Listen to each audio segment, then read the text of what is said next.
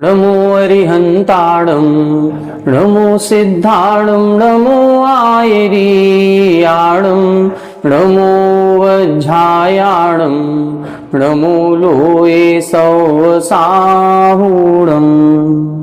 सिद्धं शुद्धं परमीय जिणिन्दवर्णेमि चन्दमकलङ्कं गुणरयणभूषणुदयं जीवस्य परुवणं बोच्छम। 1008 श्री मूलनायक आदिनाथ भगवान की जय। 1008 श्री गोमटेश्वर बाहुबली भगवान की जय। द्वासांग जिनवाणी माता की जय। आचार्य श्रेष्ठ आचार्य गुरुवर श्री 108 नेमिचंद्र सिद्धांत चक्रवर्ती महाराज की जय। आचार्य श्रेष्ठ आचार्य गुरुवर श्री 108 विद्यासागर जी महामुनि राज की जय। तीर्थ चक्रवर्ती जगत पूज्य निर्यापक श्रमण मुनि पुंगव श्री 108 सुधा सागर जी महाराज की जय। समस्त मुनि संघ की जय। आलोक मोदी स्वाध्याय सुधा यूट्यूब चैनल पर आप सभी दर्शकों का एक बार पुनः हार्दिक स्वागत, हार्दिक अभिनंदन। श्री गोमटसार जीवकांड जी ग्रंथराज की स्वाध्याय श्रृंखला में हम सभी जीव की 20 प्ररूपणाओं के बारे में समझ रहे हैं, जिसमें सबसे पहले इन्होंने 20 प्ररूपणाओं के नाम बताए थे, जो कि गुणस्थान, पर्याप्ति, प्राण, संज्ञा, मार्गणा स्थान और उपयोग, ऐसी ये 20 प्ररूपणाएं होती हैं। इन 20 प्ररूपणाओं में मुख्य 2 ही प्ररूपणाएं हैं, गुणस्थान और मार्गणा। गुणस्थान को संक्षेप और ओघ भी कहते हैं और मार्गणा स्थान को विस्तार और आदेश भी कहते हैं। जो अन्य 5 प्ररूपणाएं हैं, जिसमें जीव समास, पर्याप्ति, प्राण, संज्ञा और उपयोग आते हैं, ये सभी मार्गणा स्थान में ही गर्भित हो जाते हैं। कौन सी प्ररूपणा कौन सी मार्गणा में गर्भित होती है, इसकी चर्चा अपन पूर्व कक्षाओं में कर चुके हैं। फिर इसके बाद उन्होंने एक चर्चा प्रारंभ की थी पहली प्ररूपणा की। पहली प्ररूपणा है गुणस्थान प्ररूपणा। गुणस्थान किसे कहते हैं, कितने होते हैं? तब इधर उन्होंने बताया था कि जो मोहिनी कर्म के उपसम, क्षय, क्षयोपसम, उदय आदि की अपेक्षा से भाव उत्पन्न होते हैं, उन भावों के द्वारा जो जीव लक्षित किए जाते हैं, उन परिणामों को, उन गुण विशेषों को गुणस्थान कहते हैं। ये गुणस्थान 14 होते हैं। 14 गुणस्थानों में प्रारंभ के 12 गुणस्थान मोहिनी कर्म की प्रधानता से हैं। 13वां 14वां गुणस्थान योग की प्रधानता से होता है। प्रारंभ के जो 12 गुणस्थान मोहिनी कर्म की प्रधानता से कहे, उसमें भी प्रारंभ के 4 गुणस्थान दर्शन मोहिनी की प्रधानता से होते हैं एवं 5वें से 12वें गुणस्थान तक चारित्र मोहिनी की प्रधानता रहती है। फिर इसके बाद अपन ने ये देखा था कि इन गुणस्थानों में कौन सा भाव होता है, मतलब कौन से कर्म के उपसम, क्षय, क्षयोपसम अथवा उदय या पारिणामिक अवस्था रहती है, कौन सी अवस्था के कारण से ये गुणस्थान बनता है। तब अपन ने कल की कक्षा में एक गाथा देखी थी, जिसमें इन्होंने प्रारंभ के 4 गुणस्थानों की भावों की चर्चा की थी, जिसमें इन्होंने बताया था कि प्रथम गुणस्थान में औदयिक भाव होता है, दूसरे गुणस्थान में पारिणामिक भाव होता है, तीसरे गुणस्थान में क्षयोपसमिक भाव होता है और चौथे गुणस्थानों में तिन्नेव, तीनों ही भाव होते हैं। तीनों ही भाव का मतलब यहाँ पर औपसमिक, क्षायक और क्षयोपसमिक, ये 3 लगाना है। अब इसको अपन ने कल की कक्षा में समझा था ये किस प्रकार से होते हैं। हमने आपको बताया था कि जो भाव कर्म के उदय से होता है उसे औदयिक भाव कहते हैं, जो भाव कर्म के क्षयोपसम में हो वो क्षयोपसमिक भाव है, जो भाव कर्म के उपसम की अवस्था में हो वो औपसमिक भाव है, जो भाव कर्म के क्षय की अवस्था में उत्पन्न होता है वो क्षायक भाव होता है। और जहां कर्म के उदय, उपसम, क्षय अथवा क्षयोपसम इन चारों की ही प्रधानता नहीं होती है, वहां हम पारिणामिक भाव कहते हैं। हमने एक चीज ये भी इसमें बताई थी, जब भी भाव लगाएंगे तो ये भाव में प्रधानता किस कारण से लगा रहे हैं, किस कर्म की अपेक्षा है, इसको ध्यान रखना है, क्योंकि ये 5 भाव कर्मों की अपेक्षा से हैं। और यदि हम 8 कर्मों का विवक्षा लगाएंगे तो पहले गुण स्थान में औदयिक भाव तो सभी जीवों के होते ही होता है, पारिणामिक भाव तो सभी जीवों के है, चाहे वो पहले गुण स्थान में हो, चाहे 14वें गुण स्थान में हो, चाहे सिद्ध परमेष्ठी हो। अपन ने दूसरे अध्याय में पढ़ा था, उस दूसरे अध्याय में कहा गया था कि 3 भाव औदयिक, औपसमिक और छायोपसमिक, ये तीन भाव सभी जीवों के होते हैं, अभव्य जीवों के भी और भव्य जीवों के भी। भव्य जीव के उपसम और क्षय के साथ पांचों भाव होते हैं, ये अपन ने दूसरे अध्याय में सर्वार्थ सिद्धि में पढ़ा था।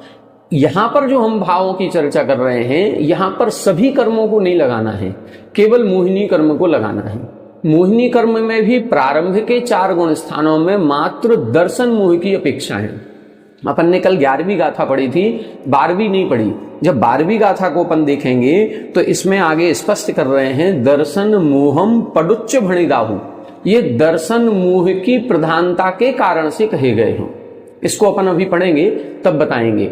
यहां अपन को केवल इतनी सी बात समझनी है कि प्रधानता मात्र दर्शन मोह की लेनी है और फिर अपन को भाव की परिभाषा आनी चाहिए। अब देखें, पहले गुण स्थान में दर्शन मोह की 3 प्रकृतियां हैं, मिथ्यात्व, सम्यक मिथ्यात्व, सम्यक प्रकृति। इन 3 प्रकृतियों में से किसी का उदय है क्या? बिल्कुल, पहला गुण स्थान मिथ्यात्व कर्म के उदय से बनता है। बस यदि मिथ्यात्व कर्म के उदय से हो रहा है तो यह औदैहिक भाव हो गया। क्लियर हो गया? दूसरा गुण स्थान देखें। दूसरे गुण स्थान के लिए हमने आपको कंडीशन बताई थी कि दूसरा गुण स्थान चढ़ते हुए कभी नहीं बनता, ये दूसरा गुण स्थान उतरते हुए बनता है। मतलब मिथ्या दृष्टि जीव कभी दूसरे गुण स्थान को प्राप्त नहीं होता है। सम्यक दृष्टि जीव ही जब सम्यक्त्व की विराधना करता है तब ये दूसरे गुण स्थान में आता है। कौन सा सम्यक दृष्टि आता है? औपसमिक सम्यक दृष्टि आता है। छायक सम्यक दृष्टि तो नीचे आएगा ही नहीं, और छायोपसमिक सम्यक दृष्टि जब भी नीचे आएगा तो वो दूसरे गुण स्थान में नहीं आता, वो पहले और तीसरे में ही आता है। दूसरे में आने वाला केवल औपसमिक सम्यक दृष्टि होता है। वो भी स्थिति क्या बनती है, हमने कल आपको बताया था कि यदि कोई जीव है और उस जीव ने 3 दर्शन मोह और 4 अनंतानुबंधी, इन 7 प्रकृतियों का उपसम किया और उपसम करते ही वह औपसमिक सम्यक दृष्टि हो गया, चौथे गुण स्थान में पहुंच गया। इस उपसम का काल होता है अंतर्मुहूर्त। जब ये अंतर्मुहूर्त का काल पूर्ण रूप से समाप्त हो जाए तब यदि मिथ्यात्व का उदय आ जाता है तो वह जीव चौथे गुण स्थान से गिरता है और सीधा पहले में आता है। ये पूरा काल निकल जाने के बाद यदि सम्यक मिथ्यात्व का उदय आया तो वह जीव चौथे से छूट करके सीधा किस में आएगा? तीसरे गुण स्थान में। यदि उस जीव के उपसम का काल समाप्त हो जाने के बाद और सम्यक प्रकृति का उदय आता है तो वह चौथे ही गुण स्थान में रहेगा, लेकिन उसका औपसमिक सम्यक दर्शन छायोपसमिक रूप परिवर्तित हो जाएगा। लेकिन उपसम का काल जितना भी था वो पूरा व्यतीत नहीं हुआ, और पूरा व्यतीत होने के 6 आवली पहले ही, मैक्सिमम का काल है 6 आवली और जघन्य से है 1 समय। 1 सेकंड में असंख्यातों आवली होती हैं। तो यहां पर बता रहे हैं 6 आवली पहले यदि अनंतानुबंधी कषाय में से किसी भी एक कषाय का उदय आता है तो उस जीव का सम्यक दर्शन नष्ट हो जाता है। बस ये ही व्यवस्था इधर ये घोषित कर रही है कि अनंतानुबंधी कषाय भी सम्यक्त्व की घातक है। मुख्य रूप से यदि अपन देखें, विरोधी प्रकृति देखें तो मिथ्यात्व सम्यक्त्व का विरोधी है। यदि मिथ्यात्व दूर हो जाए तो हमें सम्यक दर्शन हो जाना चाहिए। अनंतानुबंधी का क्या काम? नहीं, अनंतानुबंधी का यहां स्पष्ट हो रहा है कि यदि कोई सम्यक दृष्टि जीव है और उस सम्यक दृष्टि जीव के 6 आवली काल में यदि अनंतानुबंधी का उदय आ जाता है तो भले वो मिथ्यात्व में नहीं आया लेकिन उसका सम्यक दर्शन छूट गया। अब जब सम्यक दर्शन छूट गया और मिथ्यात्व में आया नहीं तो फिर कहां गया वो? तब उसकी जो स्थिति बनी वो कितने आवली के लिए बनेगी? मैक्सिमम 6 आवली के लिए। उसको हम बोलेंगे दूसरा गुण स्थान। अब इस दूसरे गुण स्थान में कौन सा भाव बनाएंगे? अब दूसरे गुण स्थान में जब अपन भाव की चर्चा करेंगे तो क्या मिथ्यात्व का उदय है? नहीं है। सम्यक मिथ्यात्व का उदय है? नहीं है। सम्यक प्रकृति का उदय है? नहीं है। क्या इन 3 प्रकृतियों के कारण से ये गुण स्थान बना है? नहीं बना।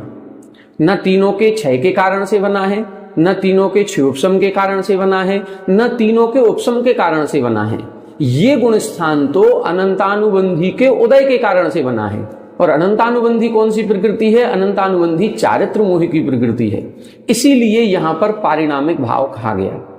कुछ लोग ये कहते हैं कि यहां तो दर्शन मोह का उपसम चल रहा है, क्योंकि उपसम का काल है और 6 आवली काल तक जिस दर्शन मोह की 3 प्रकृतियों को दबाया था उनमें से एक भी उदय में नहीं आई, तीनों भी दबी हुई हैं। तो ये बेशक दर्शन मोहिनी के उपसम का काल चल रहा है, लेकिन दूसरा गुण स्थान उस उपसम के कारण नहीं बना। उपसम तो चौथे गुण स्थान में भी था। यदि मान लो हमने 1 मिनट के लिए दर्शन मोहिनी को दबाया था तो हम 54 सेकंड तक चौथे गुण स्थान में रहे, वहां पर भी दर्शन मोह का उपसम था। और लास्ट के 6 सेकंड यदि हम दूसरे गुण स्थान में आए हैं तो यहां पर भी दर्शन मोहिनी का उपसम है। तो उपसम के कारण से चौथे गुण स्थान से दूसरे में नहीं गिरे। हम गिरे क्यों? गिरे हैं अनंतानुबंधी के उदय के कारण से।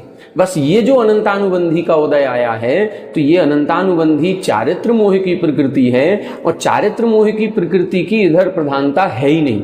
यहां पर प्रधानता केवल 3 दर्शन मोहिनी की लेनी है, और 3 दर्शन मोहिनी के कारण से ये गुणस्थान नहीं बना है, ना उदय के कारण, ना उपसम, न क्षय, न क्षयोपसम।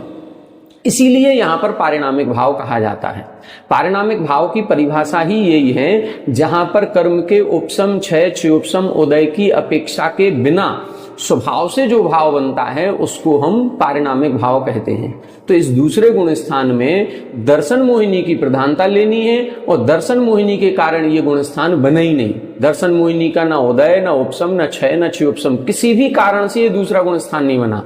ये दूसरा गुण स्थान चारित्र मोहिनी की अनंतानुबंधी के उदय के कारण से बनता है, इसीलिए दूसरे गुण स्थान में पारिणामिक भाव कहा गया। तीसरे गुण स्थान में यहां पर छायोपसमिक भाव कहा। ये क्यों कहा? तीसरा गुण स्थान सम्यक मिथ्यात्व प्रकृति के उदय में बनता है। वास्तविकता में चूंकि उदय में बन रहा है, इसीलिए यहां पर औदयिक भाव होना चाहिए। कुछ आचार्यों ने औदयिक भी कहा है, लेकिन वास्तविकता यह है कि ये सम्यक मिथ्यात्व प्रकृति एक विशेष प्रकृति है। इसको हम जात्यंतर प्रकृति कहते हैं। जब आप लोग सर्वघाती और देशघाती प्रकृतियों का विभाजन पढ़ेंगे तो 4 घातीय कर्मों की जो 47 प्रकृतियां हैं उनको जब देशघाती और सर्वघाती में बांटा गया तो देशघाती 26 प्रकृतियां हैं और सर्वघाती 21 प्रकृतियां हैं। ये सम्यक मिथ्यात्व प्रकृति की गणना कहाँ होती है? ये सम्यक मिथ्यात्व प्रकृति की गणना सर्वघाती में होती है। 21 प्रकृतियों के अंतर्गत ये आती है। तो ये प्रकृति है तो सर्वघाती, लेकिन जब ये उदय में आती है तो ये देशघाती रूप उदय में आती है, और देशघाती रूप उदय में आने से इसके फलस्वरूप ऐसे परिणाम बनते हैं जो ना तो ये मिथ्यात्व के परिणाम बनाती है और ना ये सम्यक्त्व के परिणाम बनाती है। ये दोनों के मिले जुले परिणाम कहलाते हैं। ना वो उस समय मिथ्या दृष्टि है, ना वो उस समय सम्यक दृष्टि है। ये इस प्रकृति एक विशेषता है। ये मिश्र भाव होता है, और ये मिश्र भाव होने के कारण ही यहाँ पर छायोपसमिक भाव कहा गया। छायोपसम भाव कब बनता है? अपन सभी ने सर्वार सिद्धि पढ़ी है, वहां पर छायोपसमिक भाव की परिभाषा दूसरे अध्याय में दी गई है कि जहां सर्वघाती प्रकृतियों का उदयाभावी क्षय, उन्हीं का सदवस्था रूप उपसम और देशघाती प्रकृतियों का उदय होता है, वहां छायोपसमिक भाव बनता है। तो यहां पर जो सम्यक मिथ्यात्व प्रकृति है ये सत्ता की अपेक्षा से सर्वघाती है। इसीलिए इस मिथ्यात्व और सम्यक मिथ्यात्व ये दोनों सर्वघाती प्रकृतियों के उदयाभावी क्षय में, इन्हीं के सदवस्था रूप उपसम में, और सम्यक मिथ्यात्व ये जो प्रकृति है ये देशघाती उदय में आ रही है। इसलिए यहां पर देशघाती उदय होने के कारण से छायोपसमिक भाव बन जाता है। तो यहां अपन ने छायोपसमिक भाव तीसरे गुण स्थान में कहा। चौथे गुण स्थान में कौन सा भाव बनेगा? चौथे गुण स्थान में तीनों भी अवस्थाएं हो सकती हैं। कोई जीव ऐसा हो सकता है जिसके तीनों भी प्रकृतियों का उपसम है, अर्थात वो औपसमिक सम्यक दृष्टि है। कोई जीव ऐसा हो सकता है जिसके तीनों भी प्रकृतियों का क्षय हो गया हो, अर्थात क्षय सम्यक दृष्टि है। और हो सकता है कोई जीव ऐसा हो जिसने 3 दर्शन मोह की प्रकृतियों में से मिथ्यात्व, सम्यक मिथ्यात्व, इन 2 का अनुदय किया हो और एक सम्यक प्रकृति का उदय किया हो। वैसे ही जैसे मिथ्यात्व और सम्यक मिथ्यात्व इन सर्वघाती प्रकृतियों के उदयाभावी क्षय में, इन्हीं के सदवस्था रूप उपसम में, और देशघाती सम्यक प्रकृति के उदय में जो सम्यक दर्शन हुआ वो छायोपसमिक सम्यक दर्शन। इसलिए छायोपसमिक भाव भी हो सकता है। तो चौथे गुण स्थान में तीनों भी भाव लिखे हुए हैं। तो अब ये अपन को गाथा स्पष्ट हो गई होगी कि इस गाथा में इन्होंने स्पष्ट कर दिया कि प्रारंभ के 4 गुण स्थानों में कौन कौन से भाव लगाने हैं। ये दर्शन की अपेक्षा लगेंगे। पहले गुण स्थान में औदयिक, दूसरे में पारिणामिक, तीसरे में छायोपशमिक और चौथे में 3 औपशमिक, छायक, छायोपशमिक। अब अपन को गाथा नंबर 12 देखना है। 11 का जो अपन ने कल पढ़ा था उसका रिवीजन हो गया।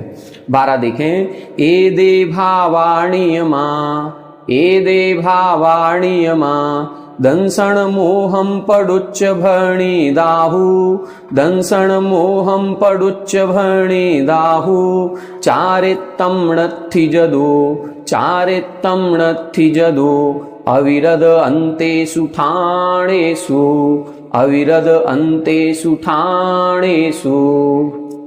ए दे भावाणीयमा, दंसण मोहम पडुच्च भणी दाहु, चारित्तम नत्थि जदो, अविरद अन्तेषु ठाणेषु।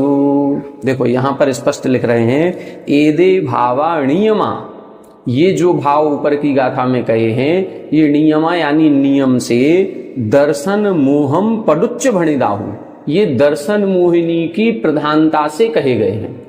यहां पर ये जो ऊपर भाव लिखे हैं ये दर्शन मोह की प्रधानता से हैं।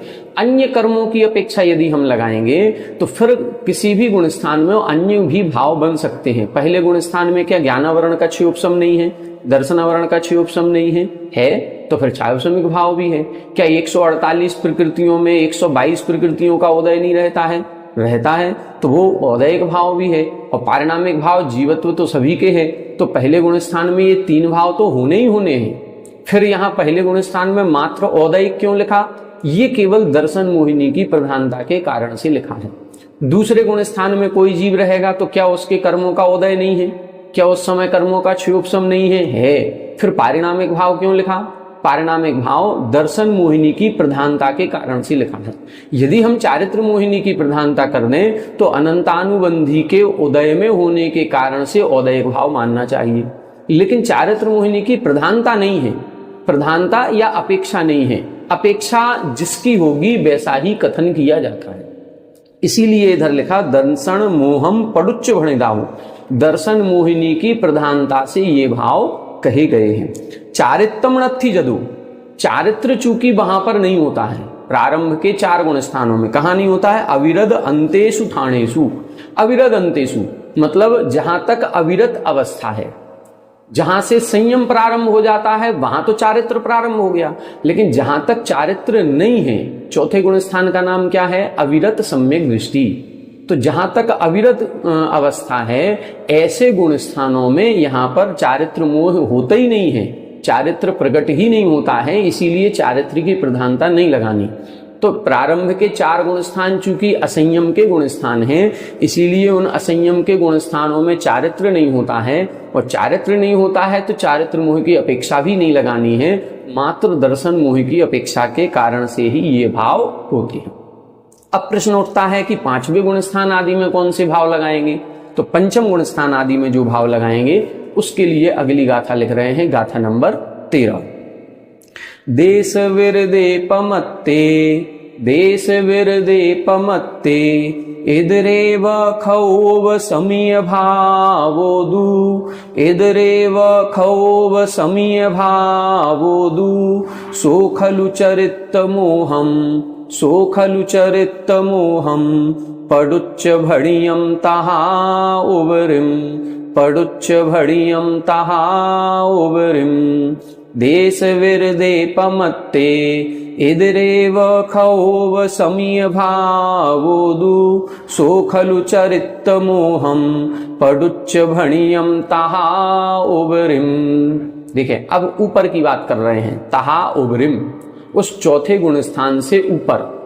कौन कौन से गुण स्थान? देश विरदे यानी देश व्रत पंचम गुण स्थान, पमत्ते यानी प्रमत्त व्रत गुण स्थान छठवां गुण स्थान, इदरे और इतर यानी अप्रमत्त व्रत गुण स्थान मतलब 7वां गुण स्थान। 3 नाम दिए, देश विरदे, पमत्ते, इदरे। 5वें 6वें और 7वें गुण स्थान में खवोव समीय भावोदु छायोपशमिक भाव होता है। सो खलु चरित्त मोहम पडुच्च भणियम, यहां किसकी अपेक्षा लगा रहे हैं? सो खलु चरित्त मोहम, केवल चारित्र मोहिनी कर्म की पडुच्च यानी प्रधानता के कारण से बढ़ियम ये भाव कहे गए हैं। अब देखें 5वें, 6वें और 7वें इन 3 गुण स्थानों में मात्र एक भाव लिखा है। कौन सा भाव लिखा है? छायोपशमिक भाव। ना वहां औदयिक भाव है, ना वहां छायिक भाव है, ना वहां औपशमिक भाव है, ना पारिणामिक भाव है। ये 4 भाव है ही नहीं। कौन सा भाव है? मात्र एक, छायोपशमिक भाव। क्यों छायोपशमिक भाव? क्योंकि मात्र चारित्र मोह की प्रधानता यहां पर लेनी है, और चारित्र मोह की प्रधानता लेंगे तो संयम या संयमा संयम ये दोनों भी स्थितियां क्षयोपशम से ही बनती हैं। अपन देखें, अपन ने सर्वार सिद्धि जब पढ़ी थी तो सर्वार सिद्धि में 5 भावों का वर्णन किया गया। तो औपशमिक भाव के 2 भेद किए थे, औपशमिक सम्यक्त्व, औपशमिक चारित्र। एक औपशमिक चारित्र भेद आएगा, चारित्र वहां पर भी है। फिर छायोपशमिक सम्यक्त्व, छायोपशमिक भाव में भी अपन ने 18 भेद पढ़े थे। तो उन 18 भेदों में संयमा संयम, छायोपशमिक चारित्र और छायोपशमिक सम्यक दर्शन, ये 3 भाव इधर बताए थे। छायक भाव में भी छायक चारित्र और छायक सम्यक दर्शन, ये 2 भाव बताए थे। तो चूंकि दर्शन की अपेक्षा नहीं लेनी, मात्र चारित्र की लेनी है, तो चारित्र 3 प्रकार का हो गया, औपशमिक चारित्र, छायक चारित्र और छायोपशमिक चारित्र। 3 चारित्र होते हैं। तो 3 चारित्र जो है, इन 3 चारित्र में 6वें गुण स्थान से मुख्य चारित्र प्रारंभ होता है। तो 6वें और 7वें गुण स्थान में क्या लिखा? पमत्ते और इद्रि। प्रमत्त यानी 6वां और इद्रि यानी 7वां, इन 2 गुण स्थानों में छायोपशमिक चारित्र होता है, इसीलिए छायोपशमिक भाव लिखा। 7वें गुण स्थान के ऊपर चलते हैं तो यहां से श्रेणी आरोहण होता है, और यहां से 2 रास्ते बनते हैं। जो चारित्र मोह की प्रकृतियां हैं, या तो उनका वो उपशम करता है या उनका क्षय करता हुआ आगे बढ़ता है। यदि उपशम करता हुआ आगे बढ़ेगा तो उसको हम औपशमिक चारित्र कहते हैं, और यदि क्षय करता हुआ आगे बढ़ रहा है तो उसको हम छायक चारित्र कहते हैं। इसीलिए औपशमिक चारित्र के गुण स्थान जब अपन लगाते हैं तो 8, 9, 10 और 11, और छायक चारित्र के गुण स्थान लगाते हैं तो 8, 9, 10 और 12। तो इस प्रकार से यदि हम देखें तो औपशमिक चारित्र केवल उपशम श्रेणी के गुण स्थानों में होगा, छायक चारित्र छपक श्रेणी के गुण स्थानों में होगा, और छायोपशमिक चारित्र 6वें 7वें गुण स्थान में होता है। पंचम गुण स्थान में कौन सा चारित्र माने? तो पंचम गुण स्थान में संयमा संयम है, और इसको छायोपशमिक भाव के अंतर्गत लिखा है। छायोपशमिक भाव के जो 18 भेद किए थे, ज्ञाना ज्ञान दर्शन लब्ध्यस चतुस्त्री पंच भेदा सम्यक्त्व चारित्र संयमा संयमाश्च, यहां संयमा संयम लिखा है। तो ये संयमा संयम भी छायोपशमिक भाव है। अब ये छायोपशमिक भाव क्यों है, इसकी भी उसी सूत्र की अपन टीका पढ़ेंगे तो उस टीका में बहुत अच्छे से स्पष्ट किया है। स्पष्ट क्या किया है? छायोपशमिक भाव हमने बताया कब बनता है? जब सर्वघाती प्रकृतियों का अनुदय हो और देशघाती प्रकृतियों का उदय हो। यहां पर अपन को चारित्र मोह की प्रकृतियां लेनी है। तो चारित्र मोह की प्रकृतियों में अनंतानुबंधी की 4, अप्रत्याख्यान की 4 और प्रत्याख्यान की 4, ये 12 प्रकृतियां सर्वघाती प्रकृतियां हैं। संजुलन की 4 और नवनुकसाय, ये जो 13 प्रकृतियां हैं ये देशघाती हैं। तो अब जब भी हम चारित्र की बात करेंगे, सर्वघाती का अनुदय हो और देशघाती का उदय हो, बस ये अपन को सिस्टम बनाना है। जब जब सर्वघाती का अनुदय होगा, देशघाती का उदय होगा, वहां छायोपशमिक भाव उत्पन्न होगा। अब संयमा संयम पंचम गुण स्थान की परिभाषा लगाएंगे तो पंचम गुण स्थान में कैसे छायोपशमिक भाव बन रहा है? पंचम गुण स्थान तभी बनता है जब अनंतानुबंधी का भी अनुदय है और अप्रत्याख्यान का भी अनुदय है। तो अनंतानुबंधी भी सर्वघाती प्रकृति है, अप्रत्याख्यान भी सर्वघाती प्रकृति है। तो ये दोनों भी सर्वघाती प्रकृतियों का अनुदय किया है, या इनके सर्वघाती स्पर्धकों का उदयाभावी क्षय, इन्हीं का सदवस्था रूप उपशम, प्रत्याख्यानावरण कसाय का उदय, इसका उदय लिखेंगे क्योंकि प्रत्याख्यानावरण कसाय भी सर्वघाती है, लेकिन इसका उदय चल रहा है। उदय चल रहा है तभी तो संयम नहीं हुआ। अभी संयमा संयम की परिभाषा बना रहे हैं। तो अनंतानुबंधी अप्रत्याख्यानावरण इन 8 कसायों का, सर्वघाती प्रकृतियों का उदयाभावी क्षय, इन्हीं का सदवस्था रूप उपशम, प्रत्याख्यानावरण कसाय का उदय, और संजुलन और नवनो कसाय इनका देशघाती का उदय, क्योंकि ये देशघाती प्रकृतियां हैं। तो उनका सर्वघाती प्रकृतियों का उदयाभावी क्षय हुआ, उनका सदवस्था रूप उपशम हुआ, और संजुलन और नवनु कषाय का देशघाती का उदय हुआ। तो जो भाव आत्मा में प्रकट हुआ, जो चारित्र आत्मा में प्रकट हुआ, उसको हम देश चारित्र या क्षयोपशमिक चारित्र या संयमा संयम कहते हैं। इसीलिए यहां क्षयोपशमिक भाव हुआ, क्योंकि सर्वघाती का अनुदय हो रहा है, देशघाती का उदय हो रहा है। संयम भाव कहां लगाएंगे? छठवें गुण स्थान और सातवें में क्या होगा? छठवें गुण स्थान में भी ये स्थिति बननी है। छठवें गुण स्थान में क्या होगा? अनंतानुबंधी, अप्रत्याख्यान और प्रत्याख्यान, इन तीनों का भी अनुदय हो रहा है, और तीनों भी सर्वघाती हैं। तो तीनों भी सर्वघाती प्रकृतियों के उदयाभावी क्षय में, इन्हीं के सदवस्था रूप उपशम में, और देशघाती संजुलन और नवनु कषाय के यथा योग्य उदय में जो 5 पाप के सर्वथा त्याग रूप परिणाम बनता है, उसी को क्षयोपशमिक संयम कहते हैं। यही क्षयोपशमिक चारित्र है, इसीलिए क्षयोपशमिक भाव होता है। सप्तम गुण स्थान में क्या होगा? सप्तम में भी यही स्थिति है, बस संजुलन का मंद उदय हो जाता है। इसीलिए इन 3 गुण स्थानों में मात्र क्षयोपशमिक चारित्र ही होता है। ठीक है। अब 8वें 9वें 10वें आदि गुण स्थानों में कौन सा भाव होगा, उसके लिए आगे की गाथा लिखी हुई है। तो ये गाथा आपको समझ में आ गई होगी। देश वृदे यानी पंचम गुण स्थान में, पमत्ते यानी छठवें गुण स्थान में, इद्रे यानी सप्तम गुण स्थान में, इन तीनों गुण स्थानों में खवोब समीय भावोदु मात्र एक ही भाव है, क्षयोपशमिक भाव। सो खलु चरित्र मोहम पड़ुच्च, ये केवल चारित्र मोहिनी की प्रधानता के कारण से कहा गया है। यहां ना औपशमिक भाव है, ना छायक भाव है, ना औदयिक पारिणामिक, क्योंकि ये जो संयमा संयम या संयम भाव उत्पन्न हो रहा है, ये किसी कर्म के उदय से नहीं हो रहा है। यही थोड़ी सी गलती होती है। जो कांजी पंथ वाले हैं या जो निश्चय नय के ज्यादा मानने वाले हैं, वो लोग ये कहते हैं कि ये संयम भाव भी कर्म के उदय से होता है, और कर्म का उदय जिस दिन आना होगा उस दिन हमारे कर्म का उदय आएगा और हम अपने आप संयम ग्रहण कर लेंगे। नहीं, ये चारित्र भाव औदयिक भाव में है ही नहीं। औदयिक भाव के 21 भेदों में देखें, कहीं संयम शब्द है ही नहीं। वहां 21 भेदों में असंयम तो मिलेगा, लेकिन संयम शब्द है ही नहीं। मतलब संयम औदयिक नहीं है, असंयम औदयिक है। यदि हम कर्म के उदय की अपेक्षा बैठे रहें कि जिस दिन हमारी काल लब्धि आएगी, जिस दिन हमारे कर्मों का उदय आएगा, उस दिन हम अपने आप संयम ले लेंगे, तो ऐसा कभी नहीं होगा। वो हमेशा ऐसे ही बैठे रहेंगे। वह जीव कभी अपनी आत्मा का कल्याण नहीं कर पाएगा। संयम भाव क्षयोपशमिक भाव है, और क्षयोपशमिक भाव उसे कहते हैं जहां पुरुषार्थ पूर्वक किया जाता है।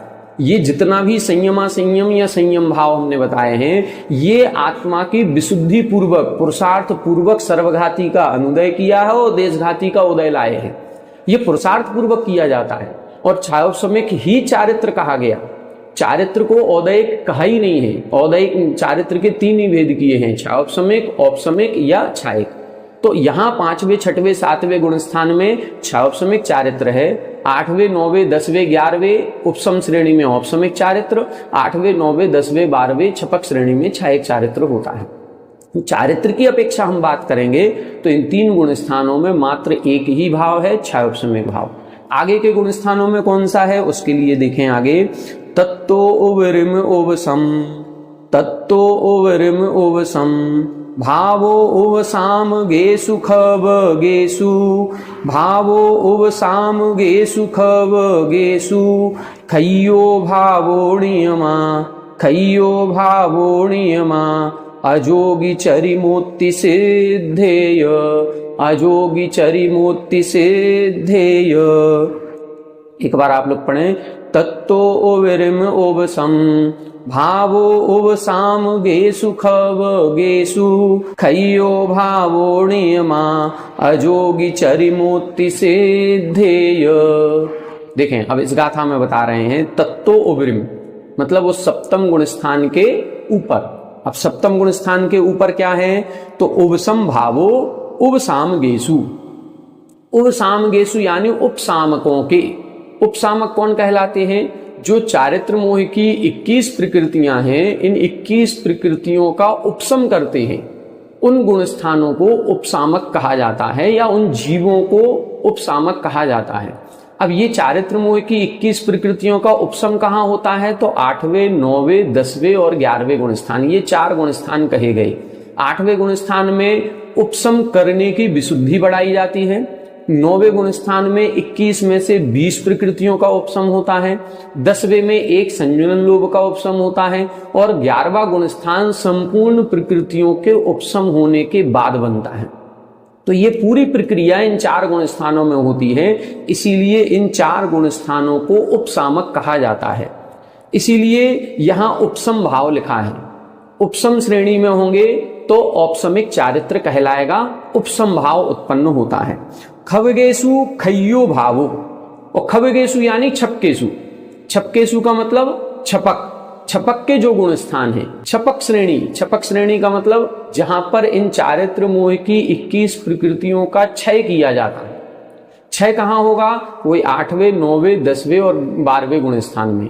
तो 8वें गुण स्थान में क्षय के योग्य परिणाम बनाए जाते हैं, विशुद्धि प्राप्त की जाती है। 9वें गुण स्थान में 20 प्रकृतियों का क्षय करते हैं। 10वें में 21वीं संजुलन लोभ का क्षय करते हैं और क्षय करते ही 12वें गुण स्थान में पहुंच जाते हैं। तो 12वें गुण स्थान में छायक चारित्र पूर्ण रूप से प्रकट होता है। तो यहां पर जो छायक भाव लिखा है ये 8वें गुण स्थान से लेके 12वें गुण स्थान तक, 8वां, 9वां, 10वां और 12वां। उपशम श्रेणी वाले 11वें गुण स्थान में जाते हैं और छपक श्रेणी वाले 10वें से सीधा 12वें गुण स्थान में जाते हैं, 11वें में नहीं जाते। बस ये स्थिति यहां देखना है।